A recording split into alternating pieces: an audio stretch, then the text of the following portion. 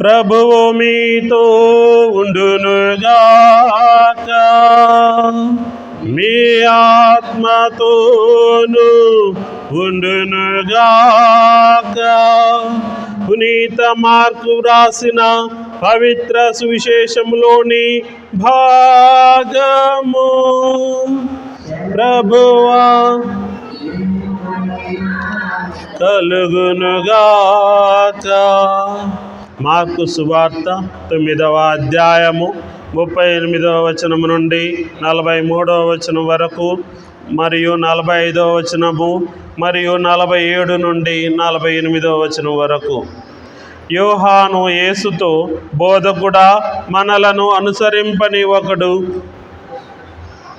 నీ పేరిట దయ్యములను పారద్రోలుట మేము చూచి వానిని నిషేధించితిమి అని పలికెను. అందుకు యేసు, మీరు అతనిని నిషేధింపవలదు. ఏలయనా నా పేరిట అద్భుతములు చేయువాడు వెంటనే నన్ను గూర్చి దుష్ప్రచారము చేయజాలడు. మనకు విరోధి కానివాడు, మన పక్షమున ఉండువాడు మిమ్ము క్రీస్తు సంబంధులుగా గుర్తించి, ఎవడు మీకు నా పేరిట చెంబెడు నీళ్లు ఇచ్చునో వాడు తగిన ప్రతిఫలమును తప్పక పొందును అని మీతో నిశ్చయముగా చెప్పుచున్నాను అనెను. నన్ను విశ్వసించు ఈ చిన్నవారిలో ఏ ఒక్కడైనా పాప్యగుటకు కారకుడగుట కంటే అట్టివాడు తన మెడకు పెద్ద తిరుగటి రాయి కట్టబడి సముద్రములో పడద్రోయబడుట వానికి మేలు. నీ చేయి నీకు పాప కారణమైనచో దానిని నరికి పారవేయము. నీ కాలు నీకు పాప కారణమైనచో దానిని నరికి పారవేయము. నీ కన్ను నీకు పాప కారణమైనచో దానిని పెరికి పారవేయము. 2 కన్నులతో నీవు నరకాగ్నిలోనికి పోవుట కంటే ఒక కంటితో దేవుని రాజ్యమున ప్రవేశించుట మేలు. నరక లోకమున పురుగు చావదు, అగ్ని చల్లారదు. ఇది క్రీస్తు సువిశేషము. ప్రియా స్నేహితులారా, ఈ రోజుల్లో క్రైస్తవులు కానటువంటి వారు కూడా, అన్యులు కూడా సువార్తను బోధిస్తూ ఉన్నారు. ఇతర మతాల వారు కూడా బైబిల్లో ఉన్న విషయాలను బోధిస్తూ ఉన్నారు. ఒకప్పుడు మనము సువార్తను ప్రబోధించాలంటే మన ఫాదర్లు, సిస్టర్లు, బ్రదర్లు, ఇంకా సువార్థికులు, ఉజ్జీవకులు మాత్రమే, ఉపదేశులు మాత్రమే ఈ సువార్తను ప్రబోధించేటటువంటి వారు. రాను రాను క్రమక్రమంగా ఈ సువార్తను సామాన్య క్రైస్తవులు కూడా ప్రబోధించేటటువంటి వారు. ఇక సామాన్య క్రైస్తవులు మాత్రమే కాకుండా ఇప్పుడు అన్యులు కూడా సువార్తను ప్రబోధిస్తూ ఉన్నారు. సువార్త ప్రబోధం చేయాలంటే ఒకప్పుడు అభిషేకం ఉండాలి, పట్టాభిషేకం ఉండాలి, గురు పట్టాభిషేకం ఉండాలి, ప్రత్యేకమైనటువంటి అనుమతి ఉండాలి. ప్రత్యేకమైనటువంటి అనుమతితోనే సువార్త ప్రబోధము జరుగుతుండేది. ప్రియా స్నేహితులారా, ఇప్పుడు సామాన్య క్రైస్తవులు కూడా బైబిల్ను చదివినటువంటి వారు, బైబిల్ పరిజ్ఞానము కలిగినటువంటి వారు, బైబిల్ గురించి జ్ఞానాన్ని సంపాదించిన వారు కూడా సువార్తను ప్రబోధిస్తూ ఉన్నారు. ఇక రాను రాను పురుషులు మాత్రమే కాకుండా స్త్రీలు, యువకులు, పిల్లలు కూడా ఈ రోజుల్లో సువార్తను ప్రబోధిస్తూ ఉన్నారు. కనుక ప్రియా స్నేహితులారా, బైబిల్ని మరి పోల్చి కూడా ప్రబోధం చేసేటటువంటి వాళ్ళు అన్యులు కూడా ఈ రోజుల్లో ఉన్నారు. ఇంకను అన్యులు కూడా బైబిల్ని బాగా చదివి బైబిల్లో ఉన్నటువంటి విషయాలను ఎత్తి చూపుతూ రకరకాలుగా ప్రబోధం చేస్తూ ఉన్నారు.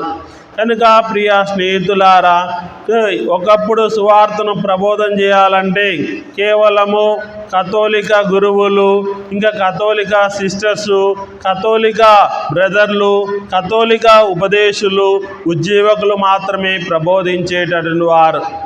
ఇప్పుడు యేసు క్రీస్తు ప్రభువుని వారు చవిచూచిన తర్వాత, యేసుక్రీస్తు ప్రభువుని దర్శించిన తర్వాత, యేసు ప్రభు గురించి తెలుసుకున్న తర్వాత వారు ఆ సువార్తను వారితోనే ఉంచుకోకుండా అందరికీ తెలియజేస్తూ అందరినీ ప్రభువుని విశ్వసించమని వారు తెలియజేస్తూ ఉన్నారు.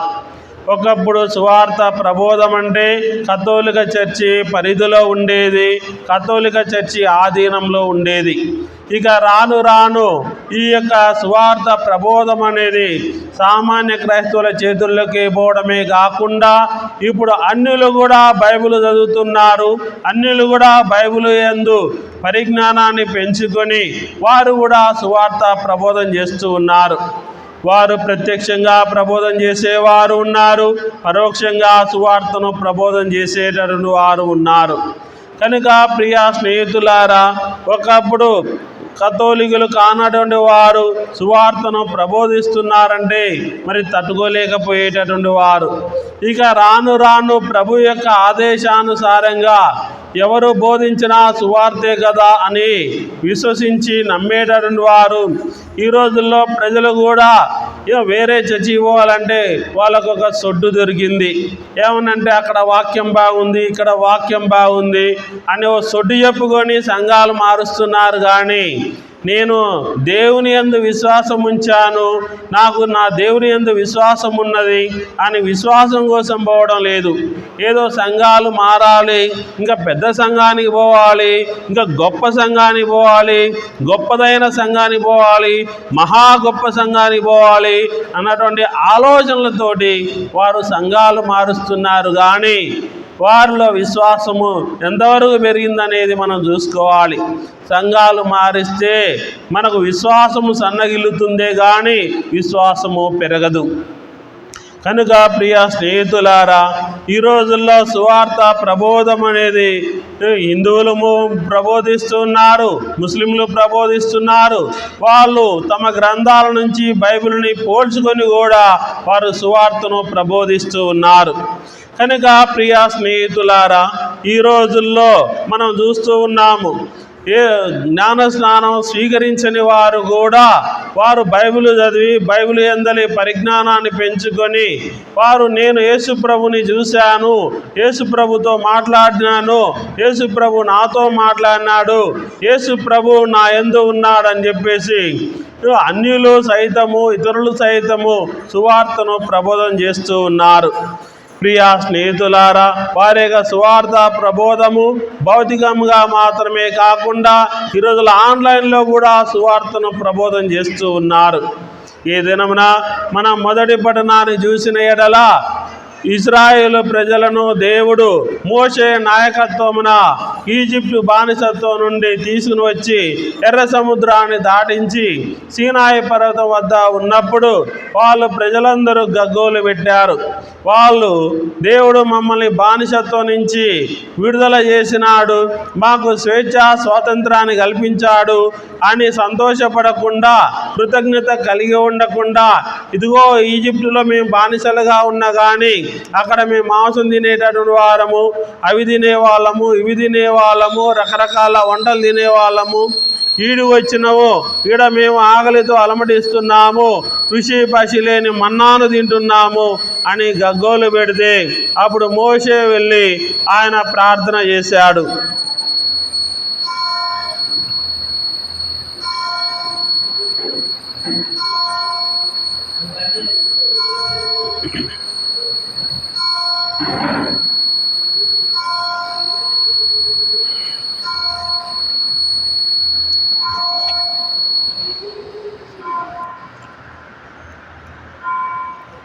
ఆ విధంగా దేవుని దగ్గరికి వెళ్ళి అనేక విషయాలు తెలియజేశాడు. అప్పుడు దేవుడు సరే నీవు ఒక్కడివే ఎందుకు ఈ విధంగా మరి మొత్తం నీ మీద వేసుకుంటావు, ఇదిగో దేవుడు సూచించిన విధంగా మోషే 70 మందిని ఎన్నుకున్నాడు. అయితే ఆ 70 మందిని వారిని మోషే ఎన్నుకొని వారికి వారి మీద ప్రార్థన చేయగా వారి మీదకి ఆత్మ దిగి వచ్చింది. కానీ ఆ 70 మందిలో 2 రానేలేదు. వారు కూడా వారి యొక్క శిబిరముననే ఉన్నారు. వారిలో 2 ఉన్నారు, ఎల్దాదు మేదాదు అనేటటువంటి 2 కూడా అక్కడ ఉన్నారు ఆ పెద్దలు. అయినా కానీ వారు వీరితో కలవకున్నా కానీ, వారు శిబిరంలో ఉన్నా కానీ, అప్పుడు అక్కడున్నా కానీ వారి మీదికి ఆత్మ దిగి రాగా వారు కూడా ప్రవచించడం మొదలుపెట్టారు. అప్పుడు ఈ 70 మందిలో కొంతమంది చెప్పారు, ఇదిగో మోషే దగ్గరకు వచ్చి వాళ్ళు మన వద్దకు రాకున్నా కానీ, మన 70 మంది సంఘానికి రాకున్నా కానీ, ఈ సంఘ పెద్దల యొక్క సమూహానికి రాకున్నా కానీ, వారు ప్రవక్తల వరాలు వాళ్ళు పొందకున్నా కానీ, మాతో పాటు ఉండకున్నా కానీ, వాళ్ళు శిబిరమునే ఉండి వారు కూడా ప్రవచనాలు వెలుగుతున్నారు, వారిని ప్రవచనాలు చెప్పొద్దని మీరు వారించండి అని 60 మందిలో ఉన్నటువంటి వారు మోషేకు తెలియజేయగా, నేను అలా చేయను అని వారినే గద్దించి, ఇదిగో అందరూ మన ప్రజలందరూ ప్రవక్తలై దేవుని గురించి ప్రవచనాలు చెప్పాలి అని ఆయన ఎంతో కోరుకొని సంతోషపడినాడు. మరి అదేవిధంగా ఈ దినమున సువిశేషంలో కూడా యేసు ప్రభు వద్దకు శిష్యులు వచ్చి 12 మంది శిష్యులు వచ్చి, ఇదిగో మన సంఘానికి మన సమూహానికి చెందినటువంటి ఒకడు మీ పేరిట దెయ్యాలు వెళ్ళగొడుతున్నాడు, స్వస్థతలు కలగజేస్తున్నాడు, మేము అతన్ని దెయ్యాలు వెళ్ళగొట్టొద్దని వారించి వచ్చాము అన్నప్పుడు యేసు ప్రభు ఖండించాడు. మనకు విరోధి కానటువంటి వాడు మన పక్షాన ఉన్నాడు. మన గురించి మంచి మాట్లాడేటటువంటి వాడు మన గురించి చెడ్డగా మాట్లాడడు. కనుక మీరు అతనిని నిలుపవద్దు, అతన్ని వారించవద్దు. అతన్ని మన పేరిట దెయ్యాలు వెళ్ళగొట్టినా కానీ, ఆయన స్వస్థత చేకూర్చినా కానీ అది మనకు మంచే జరుగుతుందని యేసు ప్రభు చెప్పారు. కనుక ప్రియ స్నేహితులారా, యేసు ప్రభు తన యొక్క కృపావరాలు అనేవి అందరికీ ఇస్తున్నారు. యేసు ప్రభు గురించి 12 మంది అపోస్తులే కాదు, అపోస్తులు కానటువంటి అతను, యేసు ప్రభు శిష్యులలో ఒకడుగా కానటువంటి అతను యేసు ప్రభు గురించి తెలుసుకొని యేసు ప్రభు యొక్క రక్షణ నామమున దెయ్యాలను వెళ్ళగొడుతున్నాడు, స్వస్థతలు కలగజేస్తూ ఉన్నాడు. అందుకు యేసు ప్రభు అతన్ని దెయ్యాలు వెళ్ళగొట్టనివ్వండి, అతను స్వస్థతనివ్వండి, అతను మనకు వ్యతిరేకము కాదు అని యేసు ప్రభు చెప్పారు. కనుక ప్రియ స్నేహితులారా, ఈ రోజున యేసు ప్రభు పేరిట ఎంతోమంది ఎన్నో అద్భుత కార్యాలు చేస్తూ ఉన్నారు.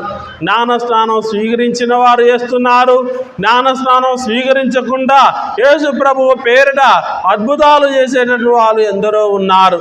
కనుక ప్రియ స్నేహితులారా, మన సంఘానికి చెందినటువంటి వారు గొప్ప కార్యాలు చేస్తున్నారని అసూయపడవద్దు అని యేసు ప్రభు చెప్తూ ఉన్నారు. కనుక మనము ఈ రోజుల్లో యేసు ప్రభు పేరిట మంచి కార్యాలు జరుగుతున్నాయంటే, ఇతరులు కూడా మంచి కార్యాలు చేస్తున్నారంటే చాలా సంతోషపడాలి.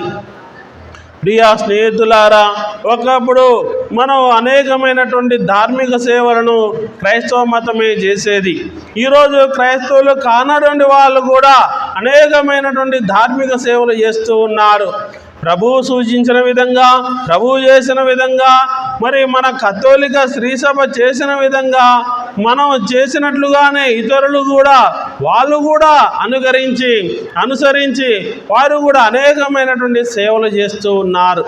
కనుక ప్రియ స్నేహితులారా, ఈ దినమున మనము యేసు ప్రభు సంఘానికి చెందినటువంటి వారు చేస్తున్నారంటే మనం సంతోషపడి వారిని చేయనివ్వాలి. ఈ సేవలు కూడా ఇవి మా సొంతము, మేమే చేయాలన్నటువంటిది కాకుండా ఎవరు చేసినా కానీ మంచి పని చేస్తే మనం సంతోషించాలి. మంచి చేసేటటువంటి వారిని మనము ప్రోత్సహించాలి, మంచి చేసేటటువంటి వారికి సహకారం అందించాలి. కనుక మనము మొదటి పఠనంలో మోషే ఏ విధంగా ఆ పెద్దలను ప్రోత్సహించినారో, యేసు ప్రభు ఏ విధంగా తన యొక్క అపోస్తులను శిష్యులను ప్రోత్సహించినారో, మనం కూడా సువార్త ప్రబోధం చేసేటటువంటి అన్యులను మరియు ఇంకా ధార్మిక సేవలు చేసేటటువంటి అన్యులను కూడా ఇతర మతస్థుల వారిని కూడా మనం ప్రోత్సహించాలి అని శ్రీసభ ఈ దినమున దివ్య పూజా పఠనాల ద్వారా మనకు బోధిస్తూ ఉంది. కనుక మంచి ఎవరు చేసినా కానీ యేసు ప్రభు పేరిట మంచి కార్యాలు ఎవరు చేసినా కానీ వారు క్రైస్తవులైనా క్రైస్తవేతరులైనా ఇతర మతాల వారైనా ఇతర సంఘాల వారైనా ఎవరు చేసినా కానీ వారిని ప్రోత్సహించుదాము, వారితో మనం సహకరించుదాము, వారు చేసేటటువంటి కార్యక్రమాలను గురించి మనము సంతోషపడదాము. కనుక యేసు ప్రభు పేరిట ఎవరు మంచి పని చేసినా కానీ ఎవరు సేవలు చేసినా కానీ యేసు ప్రభు పేరిట ఎవరు క్రైస్తవులైనా క్రైస్తవేతరులైనా వారిని మనం అభినందించుదాము, ఆశీర్వదించుదాము. ఆమేన్.